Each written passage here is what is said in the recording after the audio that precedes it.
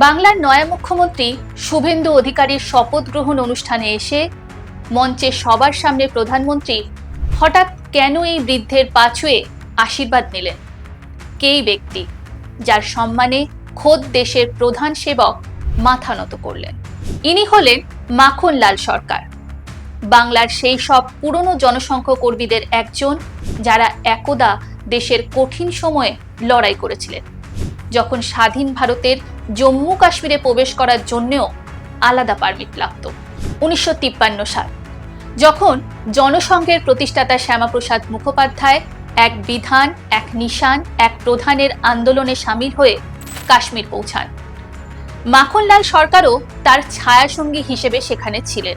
তেরঙ্গার সম্মানের লড়াইয়ে তিনিও জম্মু কাশ্মীর গিয়েছিলেন এবং সেই আন্দোলন চলাকালীন তাকে গ্রেফতারও করা হয়।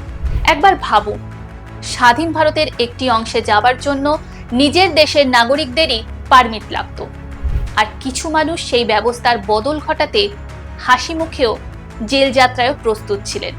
বছর ঘুরেছে, জনসংঘ থেকে বিজেপি তৈরি হয়েছে, কিন্তু মাখনলাল সরকারের মতো কর্মীরা নীরবে মাটিতে পড়ে থেকে কাজ করে গেছেন।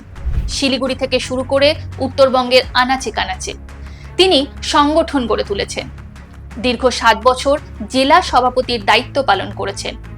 তিনি সেই সময় বিজেপির ভিত্তিপ্রস্তর স্থাপন করেছিলেন, যখন বাংলায় বিজেপির নাম নেওয়ার মতো লোকও খুব কম ছিল।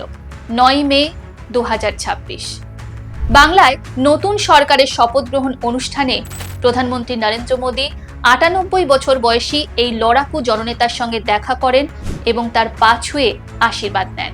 ক্যামেরায় বন্দী এই মুহূর্তটি আসলে সেই প্রজন্মের প্রতি সম্মান, যারা তেরঙ্গার জন্য লড়াই করেছেন, হাত করা পড়েছেন, জেলও খেটেছেন, কিন্তু দেশ বিরোধী শক্তির কাছে কখনো মাথা নোয়াননি।